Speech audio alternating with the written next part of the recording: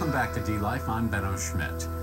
Back in 2004, Jimmy Moore weighed an incredible 410 pounds, and that day, for good reason, he decided to make a low-carb, permanent lifestyle change. That change not only put Jimmy Moore on a healthier path, it also made him a star on the internet as a kind of low-carb guru. This is an approach he personally advocates for people with diabetes as well. We welcome you. You're sort of a ghost of your former self here. You've lost a ton of weight. Yes, sir. I used to weigh 410, and in 2004, I lost a total of 180 pounds. So let me ask you, this is really a personal kind of crusade for you, isn't it? And tell us about why you're so personally drawn to this whole process of a low-carb lifestyle and preventing diabetes. It all started with my family. My mother was big her whole life. I was big my whole life. My brother, our whole family was really obese. And my brother Kevin, at the age of 41 in October last year, died from complications from heart disease, from diabetes, type 2 diabetes, and morbid obesity. And this really does hit home. The message that I try to convey is to try to help people like the Kevins in the world out there so that they don't suffer the same fate. Tell us a little bit more about the low-carb diet and why you tried this versus the one you approached 10 years ago back in 1999. Yeah, in 1999, I pretty much went on a high-carb, low-fat diet and pretty much ate zero fat.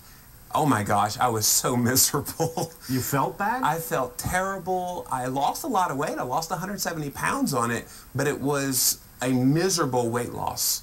And it wasn't until I found healthy low-carb living, I read Dr. Atkins' New Diet Revolution, and it literally revolutionized my life. And there's so much talk of low-carb versus low-fat. What's the difference? You know, it's really elementary. I think people try to overcomplicate things, but basically what we're talking about here is macronutrient ratios. A low-fat diet is low in fat, high in carbs, and moderate in protein by definition. With low-carb, it's just the opposite. Low in carbs, higher in fat as a percentage of total calories, and moderate in protein. It's really no more complicated than that.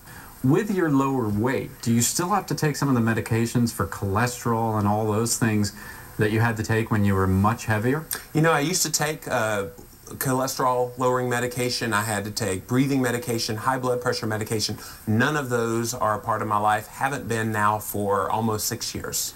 So talk a little bit specifically about how the low-carb lifestyle and this diet can help people avoid having to be on that battery of medications and having high blood pressure and having all of those problems. Yeah, one thing I like to tell people is I eat like I'm diabetic, so I don't become diabetic. And I think that applies with health calamities of all sorts. You really want to be eating low carb so that your health can be at its optimal. That's very good information. I like what you said. You eat so that you don't become a diabetic, because it's really an epidemic now. Right, it really is. So Jimmy, you obviously look great to me, but let me be contrarian for a second. Sure. You're not a doctor, you're not even a nutritionist. Right. Obviously this has worked for you, no one denies that, but why should others take your advice? They shouldn't. Interesting, they shouldn't. They shouldn't.